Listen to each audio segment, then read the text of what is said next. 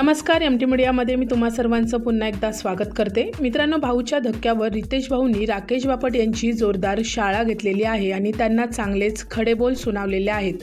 आजचा एपिसोड संपल्यानंतर उद्याच्या एपिसोडचा प्रोमो समोर आलेला आहे आणि प्रोमोमध्ये पाहायला मिळतं की रितेश भाऊ बोलत आहेत की मला आज अशा एका सदस्याबद्दल बोलायचं आहे जे सतत बोलत असतात की मी नेहमी फेअर आहे, मी कुठलीही लाईन क्रॉस करत नाही.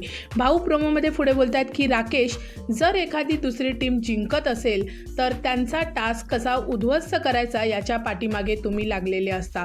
हे तुमच्याकडून ॲक्सेप्टेड नाही आहे. जसं वरून विशाल तुम्हाला चावी मारत होते तसं तुम्ही खाली ॲक्ट करत होतात.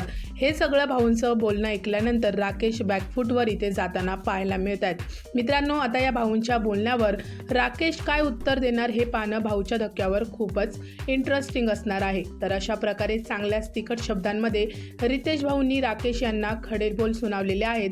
याबद्दल तुमचं काय मत आहे मित्रांनो, मला कमेंट सेक्शनमध्ये तुमचं मत नक्की सांगा. व्हिडिओला लाईक, शेअर आणि चॅनलला सबस्क्राईब करा. भेटूया परत अशाच एका नवीन अपडेटमध्ये. धन्यवाद.